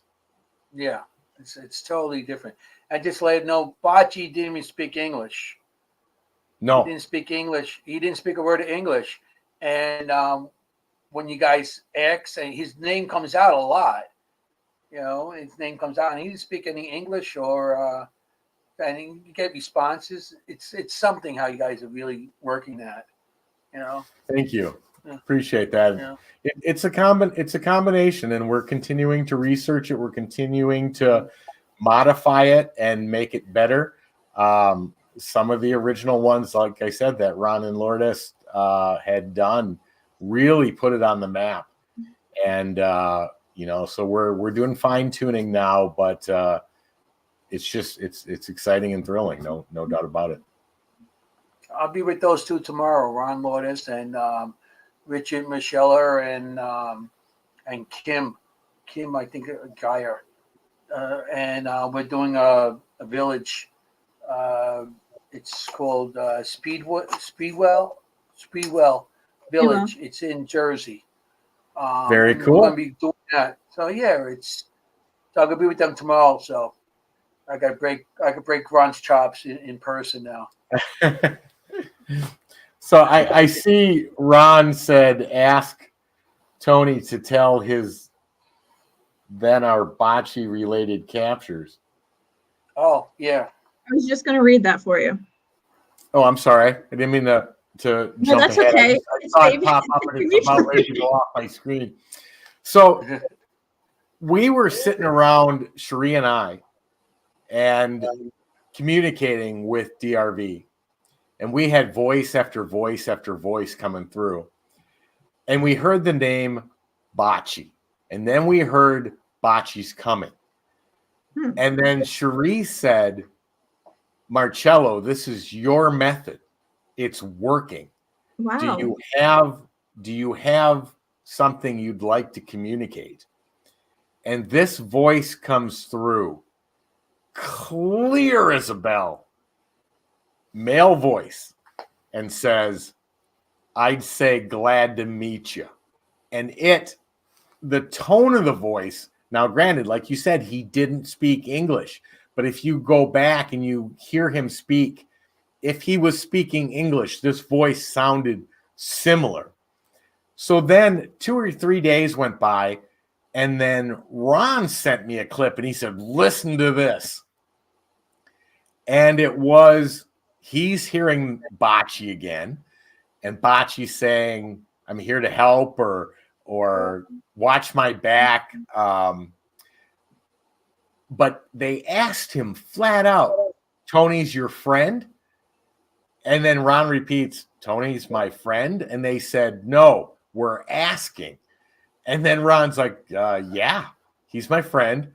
Well, the funny part about that was, it was like we heard him a day or two later. Ron heard him. They asked Ron if I was his friend. And then my DRV took off the next day, like tripled the amount of communication. It was like Ron had actually given permission for them to speak through it to me. And then things just went absolutely crazy. Yeah, like they needed permission. Yeah, or they were just double checking. They wanted to know. Yeah, they wanted to know who you were. Right. That was I mean, I had communicated with spirits for 11 and a half, 12 years prior to DRV, but because the communication is so much more fluent, that it was like they were double checking, because Ron had been doing it a couple of years prior.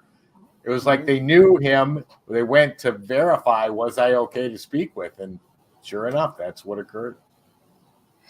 Yeah. Maureen, I keep on cutting you off. You have to say anything. No, I'm good. You good? It didn't sound like she's good. I keep on cutting her off. I don't mean to. It's okay. So where are we at here? Can spirits use lower life forms to communicate? I don't think so, if it's like amoebas and things like that. I guess you'd have to define what you're defining as lower life form. And I think that's what it is. Like, well, right. I mean, that's an assumption on the lower life form, but the questions that come to my mind is when you say communicate, what are you expecting him to do? What's the lower life form going to do to get that communication across? Could there be an influence from spirit to another entity? Yeah, I mean, that's the whole idea behind possession.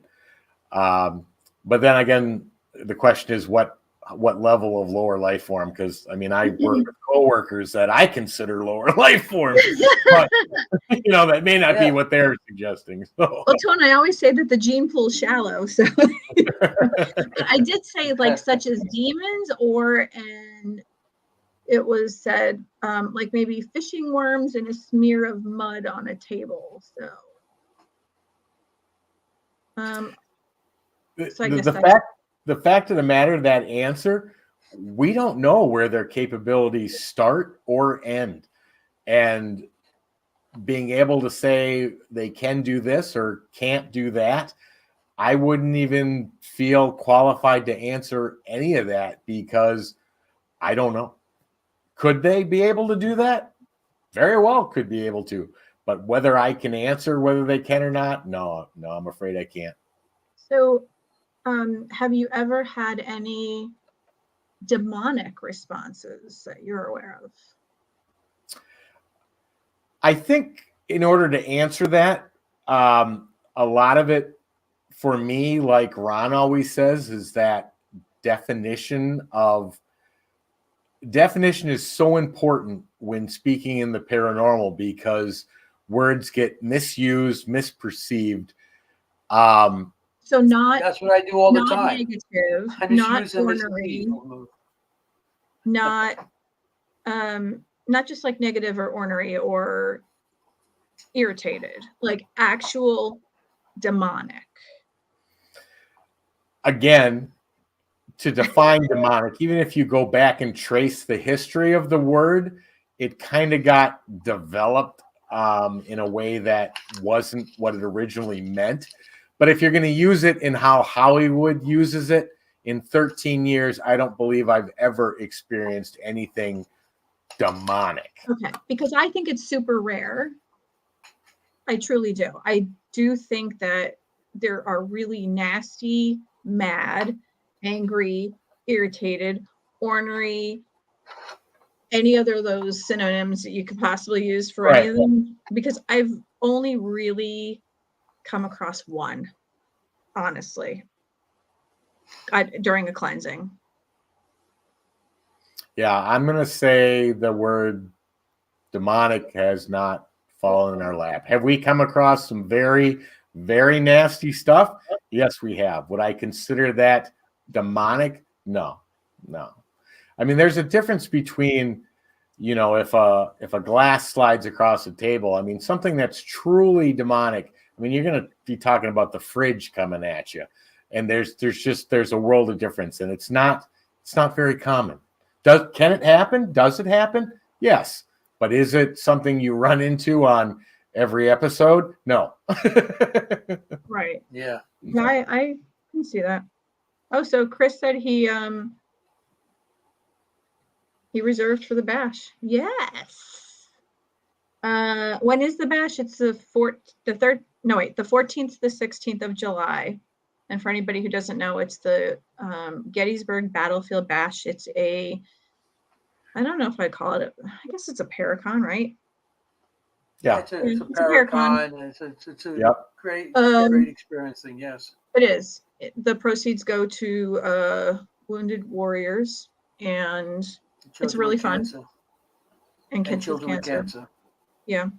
There are vendors set up in the ballroom. There are speakers in the conference rooms on different subjects. Celebrities, pro wrestlers are there. We have the Batman car, Ghostbusters car. We're going to be there. We're going to be there. I'm going to be speaking at the metaphysical panel. Anthony, you're going to have a table set up. Tony, you said you don't know if you're going to be there? I don't think we'll be there this year just because, like I said, of our big plans for this year, but maybe the following. First, maybe the following. Cognac, Lourdes and Ron will be there, and I'm going to be speaking too. Audra, you're going to be speaking? No, Ron and Lois are going to be speaking. Ron and Lourdes will be speaking. Chris and Audra from Entity Voices will also be there. So we have lots of people who are repping. Let's see, what else do we have going on here? How do humans come up with abstract thoughts such as spirits, angels, demons, God, etc.? I think they show themselves for you to have that idea. So you have to have it. I mean, it has to come from somewhere. It doesn't just all of a sudden one day you wake up and you go, let there be a God or true, whatever. Very true. There's a variety of ways to look at it. I mean, you know, a lot of philosophers and even scientists will say that thoughts are things because they start out as thoughts and then those ideas become action and possibly even objects. But if you back up to the fact that if the spirit survives death and lives on after, and you expand it to the fact that if it can't be created or destroyed, then it existed before this life, then those thoughts very well could have come from the fact that you are aware of them, have experienced them throughout the existence of your spirit, and they may pop into your head as a human being as thoughts, but they might come from the actual knowledge of knowing they exist. Agreed. Let's see who else. Like the cause for the event. Lourdes and I are speaking on DRV at the Bash. Love it.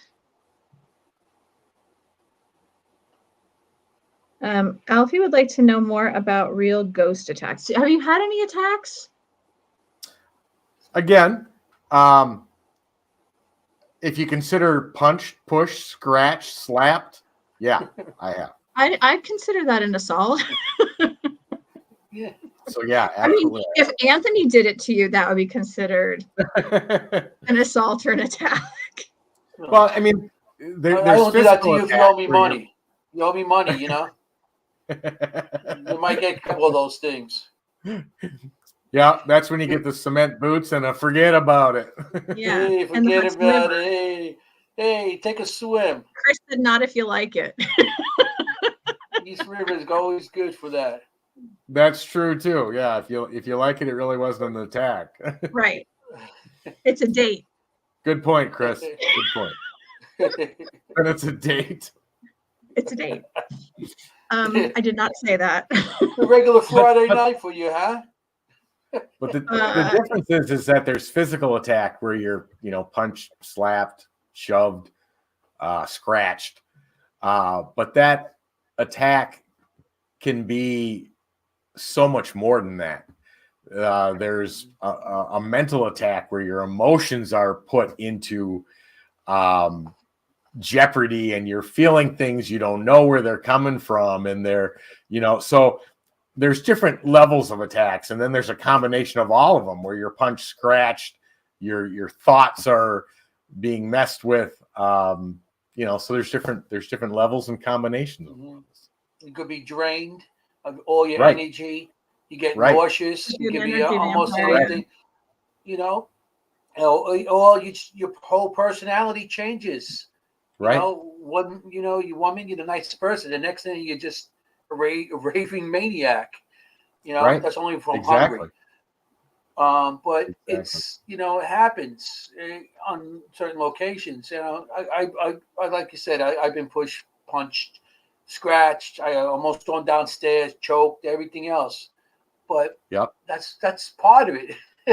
Right. That's where you get some of your evidence. You don't want to Exactly. get hurt. And it's also the part where we don't know all the answers, and we don't even know all the variables, and that's we'll what ever know everything. I mean, there's so much behind this. I don't think there's ever going to be a time that we're going to know everything, not even close to like 50%. Don't you think? there will be, but you won't be around to tell anybody about it. I don't think I'll be around. Let's just be honest. Well, I meant until you actually pass away. Have you seen these wrinkles? I mean, maybe I'll come back and I'll tell. So Ufi says So are abstracts immortal, and do they survive, exist across cultures and civilizations, time and space? Are abstracts immortal? Well, I mean, if you're talking about things like elementals or non-human entities, the fact that time and space evaporate on the other side, or at least that's what the theory is, saying that are they immortal? Well, if they're not based on time or space, technically that is the definition of being immortal. Right. So again, and they would exist everywhere. Well, it's why I was explaining before about how important it is for definitions of each thing. But technically, to answer your question, would that make them immortal? Yeah, absolutely it would. Correct. I agree. Chris says it's all energy. Our energy continues on. We just don't know where it goes when we leave the meat suit. I love that he calls it a meat suit because I've called it the meat suit forever. The meat suit. Let's see. Ron says that gets into paranthropology, going across cultures and how they view and express that we deem paranormality. Chris says a physical attack can also feel like an anxiety attack. I agree with that too. Yep. Norm said, I had a ghost tickle my feet. Did you like it? Ron said, oh, you guys are really like kissing ass tonight. Tony Rathman equals brilliant researcher. We're so lucky to work with him. Did you pay each other with these shows? Like, no, but and I appreciate that. Whoever said that, whether that was Lourdes or Ron, I do agree though. You guys are like brilliant. But it's that mutual, respect, and I cannot say enough about the team members of Entity Voices Paranormal Evidence, because we absolutely just lucked out. We've got everything from different interests within the paranormal to different backgrounds. You know, Chris has got law enforcement background. You know, him and Audra have the he doesn't use the word psychic, that they're sensitive. But I've seen every one of our team members in investigations, how they operate, and then you mix the personalities and the friendship and so, you know, dishing out compliments within the EVP team is super easy to do, because it's a fantastic group of 6 individuals making up a team that, and there's not a single one of them that I wouldn't shower with the same type of responses, because they all don't drop the soap. I knew something was going to be said there. I knew it. I'm sorry. But it's an amazing group. They all are unbelievably talented. You guys are perfect together. It's like thank you. You know, you like a great cannoli that's stuffed perfectly, that tastes great. You know, you guys are great guys. I mean, thank you. Like I said, I got a chance to work with all you guys. So I mean, you guys all have your own little things, yeah, and then coming together, you make like a whole thing. It's the togetherness that really plays off perfectly, because we all have different personalities, we all have different aspects about our background and what we do in our personalities. But when we come together, yeah, it's a ton of fun. Yeah, it's a good show. I watch you guys all the time, as you know. I've been on your show quite a few times. Thank you. Yeah. Thank you. You guys do have like the best energy, and I was going to say earlier, I think that we do kind of attach to each other when we do what we do. I think everybody truly does have abilities, and we tend to flock to people who are like-minded, first of all, but also who has the same energy level and the same vibration. Correct. So if somebody's vibration level is here, you're not going to be with somebody who's like down here, you're going to either be on the same level or someone who's higher, so they can kind of help pull you upwards. Right. And that's how we all kind of wound up getting together. You know, like I found Chris and Audra and Lourdes and Ron, and then that dragged me over to Anthony, and it kind of just started. And then I found you and Cherie, and didn't even expect that, and it just kind of kept going and going and going. Right. You know, it was just a cool It's a good group. thing. You And guys then are a I good met group. and then I met Carrie Hopper and Aaron Bush, and like it was just like a pay it forward kind of thing, which I love. Everybody's amazing. You're all the coolest people. And I totally agree with Ron. I mean, you guys like blow my mind with how intelligent you are. It's just, I'm not a sciencey kind of person, obviously. I mean, like when you're kind of the psychic medium of the group, you're like, you know, the language person and the artsy person and the creative and I'm so not the sciencey person. So I sit here and I'm like, I have no idea what's going on. I'm just going to wait until my bubbly personality can come out, but it sounds amazing. You know what? That's okay. Everybody's different. Everybody's got their own way of doing things, and none of it's right or wrong. And that's what's great about the paranormal community as a whole, is that everyone's allowed to do whatever they want, whatever way they want, and whatever works for them. And it doesn't dictate who you have to be, what you have to know, or anything in between, because, you know, it's the unknown. It is the ultimate unknown. And nobody is an expert. Nobody knows the answers. And whatever anybody does may produce something incredible. That's just how it works. That's true. It doesn't matter if you even on TV or no. It doesn't matter because you're on TV doesn't make you an expert neither. Because you get to do some locations that are wow, but it doesn't matter. Every time you go out there, it doesn't matter who you're with, how many years experience a person has. You're going to learn something. You should learn something. And if you don't, you look at everybody and say, you know, oh, I know more than them, or what do they know? No, you can't go out there. You go out there with an open mind and learn, because none of us really know the answers to everything. No. You know, everybody might have a specific part of the paranormal that you're better in or you know more about, but that doesn't make you an expert in the paranormal. Yeah, it's nobody knows more. It's just that they know something different. And that's why I think it's great when we all do come together. And I keep hearing the word para-unity. I don't really like that term anymore because I keep hearing it from people that don't unite well. Right. I hate to say that. The word's actually gotten a negative connotation to it because it's almost thrown out at times sarcastically.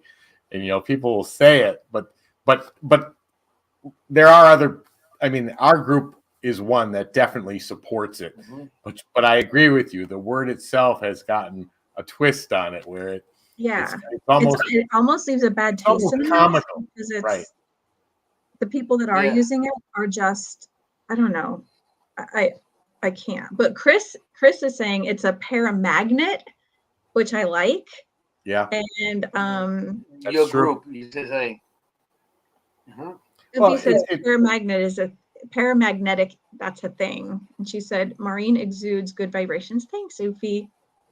And she said that Anthony exudes calm persistence. That's a good one. And Tony exudes resilient determination. That's a good one too. I like that. But Chris says, yes, Ufi, it's all energy. Sometimes the magnet pulls together and sometimes it pushes apart depending on which side of the magnet you use. I agree. 2 knots, no good. No, that's true. Souths, no good. Just like we just said, the para-unity term, sometimes those people use the magnet in the wrong way and it pushes you away. But like I said before, people are in it for the wrong reason. Correct. And those are the people that use, they're not para-unity. They're para themselves. It's like that's all they care about. It's So that's para pushing profit. away. Para profit. I like that. Paramagnetism is what we are, and we like to work together. Yeah. So, you have anywhere you want to talk about, Tony? Any, like you guys would say, like what Chris would say, shameless plugs?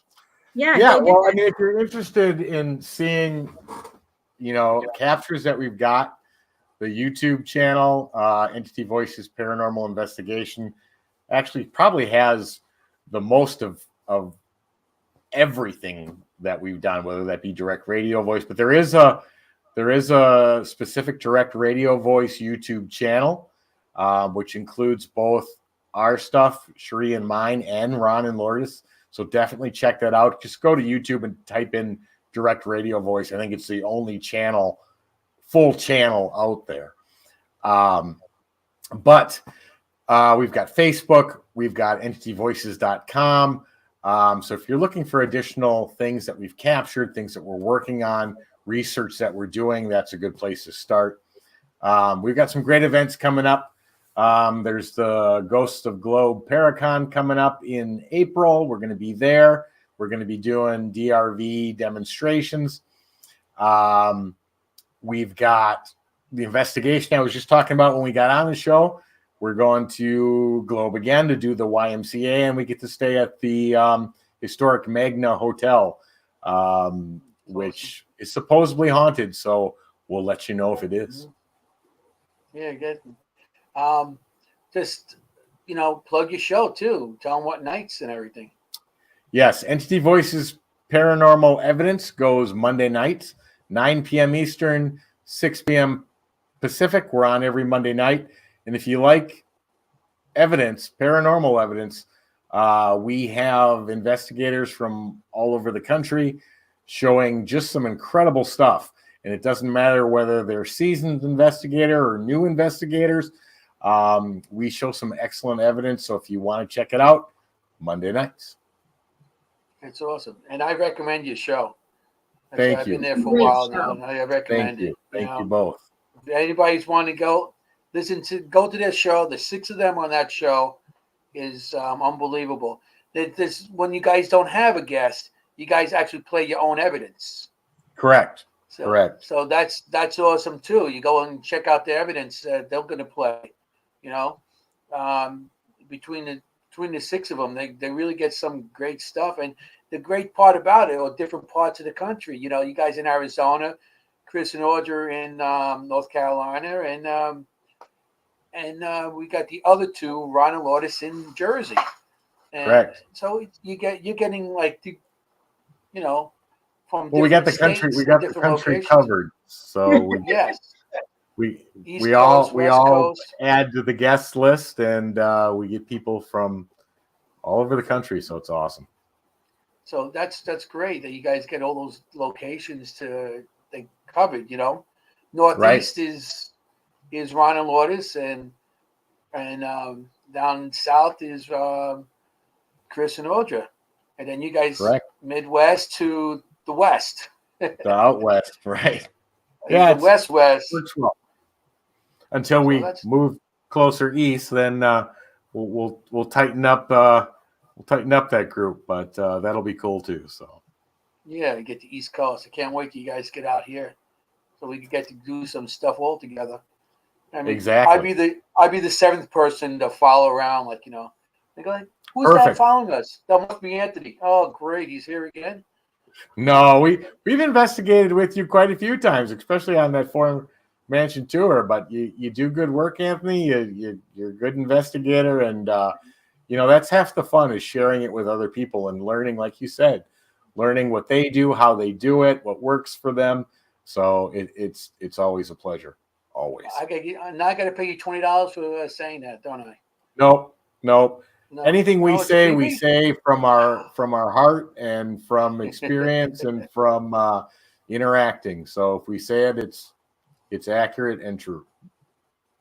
And if you want to plug that thing on Powerflix also, so people can watch you on that.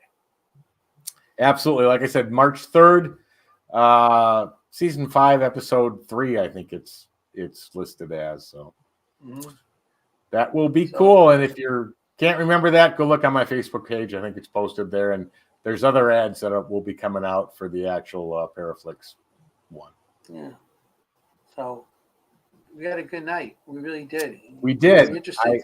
Thank you for It being was with an honor us. to be here. Thank you for the invite. Sorry about Cherie, but like I said, she had a really rough day. And I'm going to go check on her as well. So thank you so much for being with us. It was we had you long enough.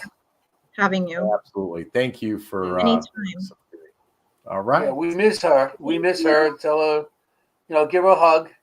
And You say, bet. feel better, and all the positive energy going to her.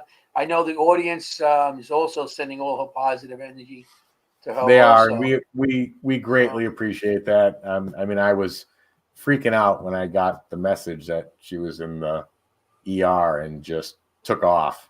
So my boss is like, "Wait a minute, he took off, but he's doing a show." But luckily, Cherie was here for a few minutes. But yeah. Yeah, I mean, I I'm appreciate so everybody's thoughts and prayers for her, and we'll find out more in the next couple days about what's going on with her. And let us know how she's doing. you bet. Mm-hmm. You bet. Thanks, Tone. We hope you have a good night. All Well, right. everyone, this is another episode. Right. Well, a new episode and a new name, or like 8th name that we've chosen. Dimensions of the Supernatural. I hope you like the name. This is Maureen Grudzinski and Anthony Simonelli. Hey, forget about it. Hey, We'll and see you Tony, next just for you, and Chris and everybody. Thanks Stay everyone haunted. for being here. We love you Stay all. We'll see you haunted. next Thursday from 7:30 to 9:30 Eastern Standard Time. Did Anthony just say "stay haunted"? Yeah. Nice. haunted. I've heard that somewhere before. Yeah. I said this is for you, Chris, and your show. Stay haunted. Nice. Nice. Have a great night. Have a good night, everybody. Talk to you next time. Okay.